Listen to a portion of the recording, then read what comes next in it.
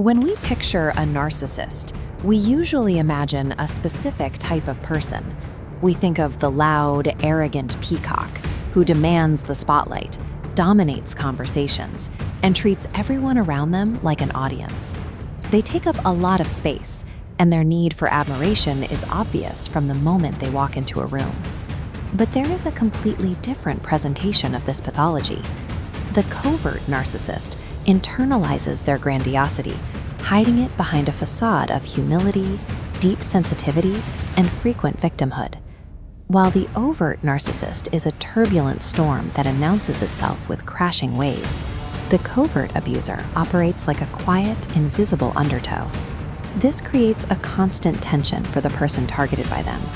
You find yourself feeling perpetually anxious and drained, yet friends and family see the person across from you as gentle, thoughtful, or deeply misunderstood.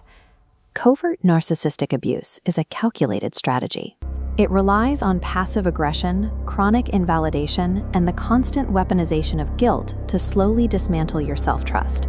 It does this without ever needing to rely on visible, outward hostility. These abusers do not announce themselves with screaming matches. Instead, they weaponize their own perceived vulnerability. By playing the victim, they force you to absorb the blame and carry the entire toxic weight of the relationship yourself.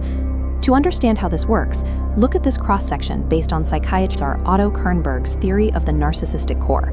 The outer shells look completely different, but the internal structure is identical. Both presentations possess a fractured, unstable psychological core that lacks genuine empathy.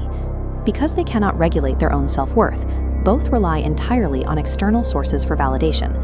The overt narcissist demands this supply with a megaphone. The covert narcissist acts like a vacuum, siphoning energy inward through sulking, withdrawing affection, and deploying subtle guilt trips until you rush in to reassure them. To maintain this control without looking like an aggressor, they rely heavily on gaslighting. This is the systematic rewriting of reality to avoid accountability. They twist your memories and deny events that happened until you stop trusting your own mind. This matrix details 4 specific guises covert abusers use to gaslight you. In the reasonable guise, they stay remarkably calm while labeling your reactions as hysterical. In the joking guise, they embed cruel insults into sarcasm, making you feel as though you lack a sense of humor. As the tough realist, they frame their cruelty as a necessary lesson. And in the sympathetic guise, they target you privately, then express deep public concern for your supposed emotional instability. These tactics scale seamlessly into larger systems. In a family, a parent might direct their hostility downward toward a scapegoat child, while reflecting a perfect image through an idealized golden child. In the workplace, this manifests as the kiss-up, kick-down manager. The abuse flows strictly to subordinates, while a pristine, highly cooperative facade shields the view from senior leadership. This behavior represents a highly structured, systemic architecture. It serves one purpose: preserving the abuser's fragile ego by constantly offloading their internal shame onto the target. Leaving this dynamic is complicated by a neurobiologically reinforced addiction. This is a physical dependency on a relational cycle rather than a failure of willpower. Trauma bonds form through intermittent reinforcement. The abuser subjects you to long periods of emotional withdrawal and devaluation, followed by unpredictable, intense bursts of sudden warmth and affection. In the 1950s, behavioral psychologist B.F. Skinner discovered the variable ratio reinforcement schedule.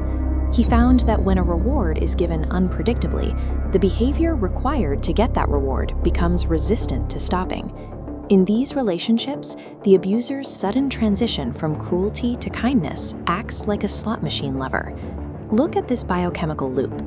During those unpredictable moments of warmth, your brain experiences massive spikes of dopamine, the craving chemical, and oxytocin, the bonding hormone. Then, during the devaluation phase, the emotional withdrawal floods your body with cortisol, the stress hormone, locking you into chronic hypervigilance. This chronic mismatch of safety and threat cues eventually causes neuroception to fail. Because a gentle voice is regularly used to deliver a devastating critique, your body no longer knows whether to relax or brace. To survive, your nervous system defaults to the fawn response, a state of immobilization and people-pleasing. The covert narcissist has successfully hacked the victim's autonomic nervous system. They have turned the victim's own biology into a prison lock. Surviving this dynamic results in a profound erosion of identity. You are left disconnected from your own intuition and unsure of your own worth. Intellectual understanding alone cannot break a biochemical trauma bond.